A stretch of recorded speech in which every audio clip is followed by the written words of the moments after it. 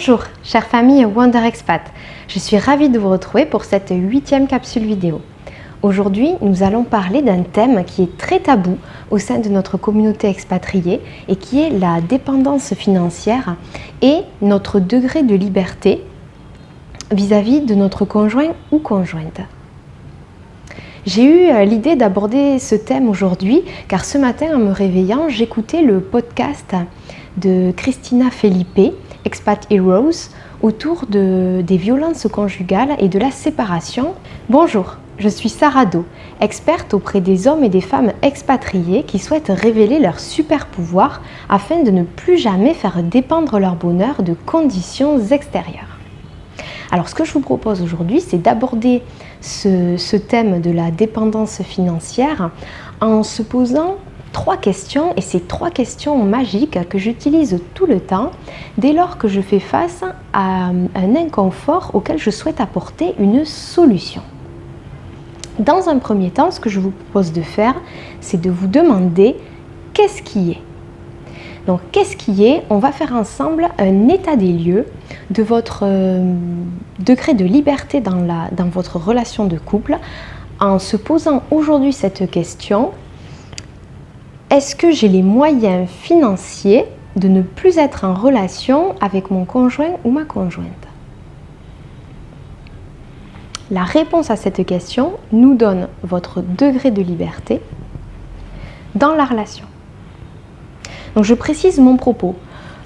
On peut être de façon temporaire, dans une situation d'interdépendance et du coup ne pas être à tout instant en mesure d'avoir les moyens financiers de quitter son conjoint. La question n'est pas tant celle-ci, mais plutôt de si je décide de cesser cette relation, est-ce que j'ai les moyens matériels de reprendre une vie autonome et normale? Voilà. Est-ce que par exemple, j'ai les moyens de pouvoir me payer un billet d'avion pour rentrer en France? Est-ce que j'ai les moyens de pouvoir rester quelque temps dans mon pays d'expatriation, le temps d'effectuer quelques démarches et de subvenir à mes besoins? Est-ce qu'une fois rentrée en France, j'ai les moyens d'être logée et de subvenir à mes besoins le temps de retrouver du travail? Est-ce que j'ai les moyens de pouvoir me payer un accompagnement psychologique par exemple? Donc ça, une fois qu'on se pose cette question-là, de cet état des lieux de mon degré de liberté dans la relation, ce que je vous invite à faire, c'est de prendre conscience dans votre cœur et dans votre corps de l'effet que cela fait, de voir si oui, j'ai les moyens de cesser cette relation ou bien non, je n'ai pas les moyens. Qu'est-ce que cela vous donne comme indication par rapport à la relation? Là, certains vont avoir, je pense, une petite voix dans leur tête qui va dire « Non mais attends Sarah, moi j'ai pas du tout envie de cesser la relation avec mon conjoint ou ma conjointe. » Mais c'est pas du tout ça que je suis en train de vous dire. Je suis juste en train d'essayer de vous amener à évaluer votre degré de liberté dans la relation. Voilà, c'est pas du tout la même chose. Donc maintenant, on se pose la deuxième question, qu'est-ce que je veux? Moi, je pense que pour vivre une relation épanouie, c'est une relation dans laquelle je me sens capable de pouvoir vivre sans mon bien-aimé ou ma bien-aimée. Quand je suis avec mon bien-aimé ou ma bien-aimée, je ressens bien évidemment beaucoup plus de joie, mais ce n'est pas mon conjoint ou ma conjointe qui est la source principale de ma joie, et c'est encore moins mon conjoint ou ma conjointe qui me fait exister.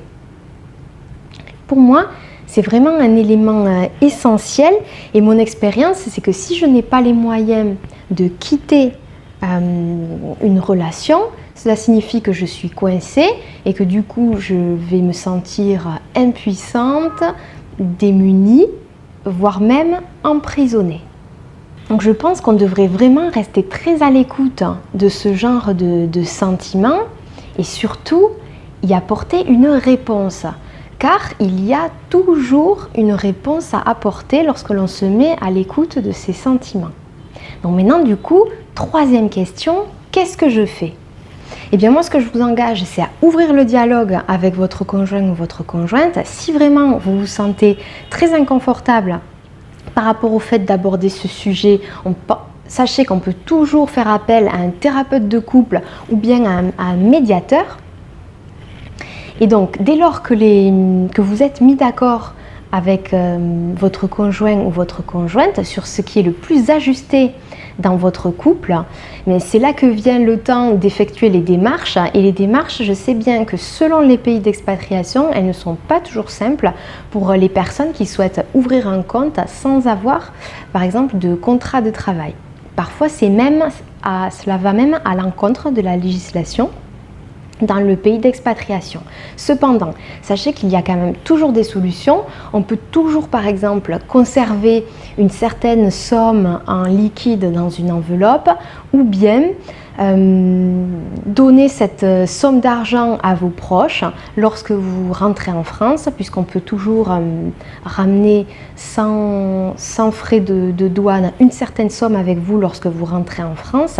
Vous pouvez également demander conseil auprès de vos amis qui ont peut-être déjà réussi à effectuer la démarche dans leur pays d'accueil.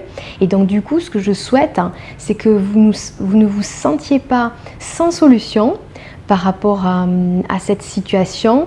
Je sais bien que ce ne sont pas des démarches ni même des réflexions qui sont très plaisantes, et notamment quand tout va très très bien dans votre couple. Cependant, cela me paraît vraiment indispensable que vous puissiez vous protéger et faire en sorte de toujours vous sentir en sécurité. Avec cette vidéo, je vous engage à faire un premier pas, le plus petit pas possible, pour augmenter en fait votre degré de liberté dans votre relation de couple. Si cette vidéo a contribué pour vous, je vous remercie vraiment beaucoup de me soutenir avec un pouce bleu ou un commentaire en dessous. N'oubliez pas de vous abonner à ma chaîne pour être informé des prochaines vidéos.